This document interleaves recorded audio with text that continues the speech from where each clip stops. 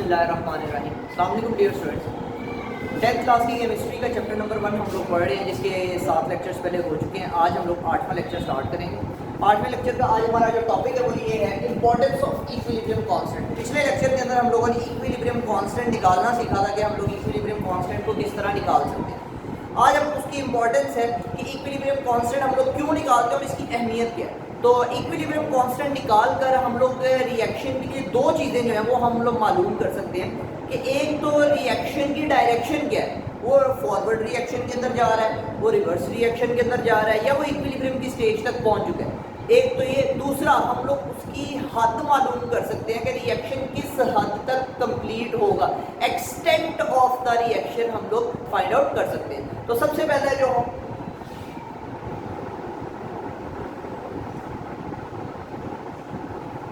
predicting direction of reaction। तो सबसे पहला जो है वो डायरेक्शन ऑफ द रिएक्शन की प्रिडिक्शन है कि हम लोग किसी भी रिएक्शन की डायरेक्शन किस तरह निकाल।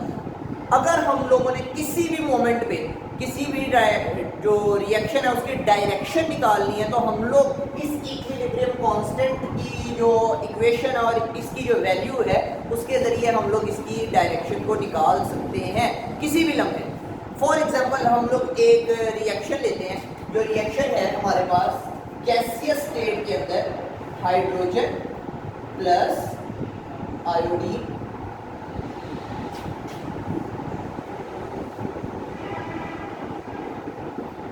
इसको बैलेंस कर लेते हैं। इधर भी दो हाइड्रोजन, इधर दो आयोडीन, तो इसको 2 से मल्टीप्लाई करते हैं।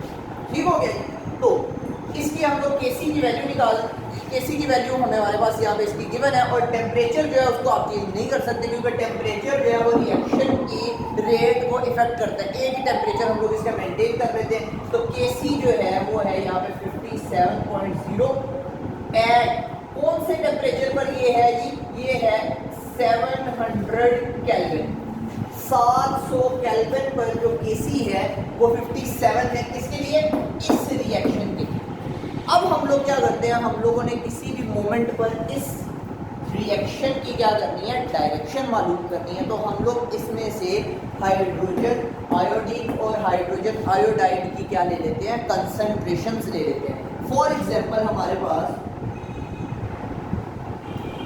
जो कंसंट्रेशंस आई है वो ये है। हाइड्रोजन की जो हमारे पास मोलर कंसंट्रेशन है वो है 0.10 मोल पर डेसीमीटर क्यूब। फिर हमारे पास जो आयोडीन है उसकी मोलर कंसंट्रेशन जो है वो क्या है जी, 0.20 मोल पर डेसीमीटर क्यूब।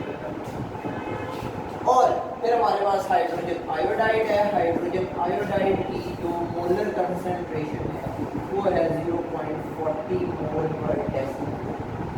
फॉर एग्जांपल हमारे पास इसकी मोलर कंसंट्रेशन ये आई है, इसकी ये आई है, और इसकी मोलर कंसंट्रेशन ये है। अच्छा, अब ये जो नीचे T का सिंबल है ये रिप्रेजेंट करता है कि ये इक्विलिब्रियम की स्टेट में नहीं निकली। ये जिस मर्जी टाइम पे आप लोगों ने क्या कर लिया, इस रिएक्शन के मिक्सचर की आप लोगों ने क्या ले ली है, ये मोलर कंसंट्रेशन ले ली।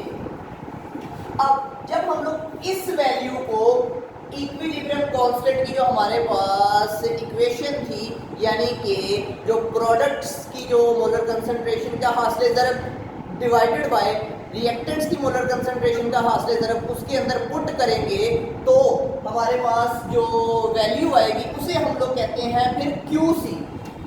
हमारे पास QC आएगा इस रिएक्शन के लिए HI H2। पहले होता था ये केसी उस सूरत में था जब हम लोग इक्विलिब्रियम की हालत में इसकी वैल्यू निकालते थे। लेकिन अगर हम लोग इक्विलिब्रियम की हालत में ना निकालें, किसी भी और मोमेंट पे निकालें, तो फिर जो वैल्यू आती है उसे हम लोग क्या कहते हैं, QC, यानी रिएक्शन कोशेंट। तो यहां पर हम लोग इसकी वैल्यूज को पुट करते हैं। तो ये हमारे पास HI की वैल्यू कितनी है, 0.40 मोल पर डेसीमीटर क्यूब, इसका स्क्वायर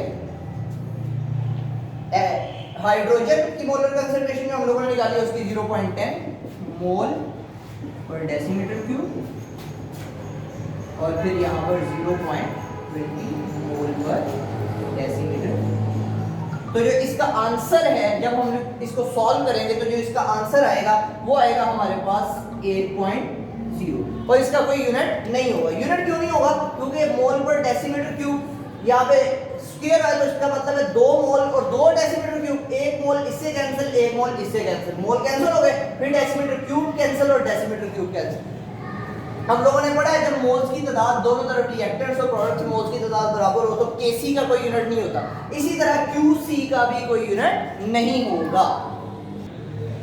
तो जो हमारे पास Qc की वैल्यू आई है वो 8 है, जबकि हमारे पास जो इस रिएक्शन के लिए Kc की वैल्यू आई है वो है 57। इसका मतलब है कि Qc की जो वैल्यू है वो है लेस देन Kc की वैल्यू, यानी 8 जो है वो कम है 57 से।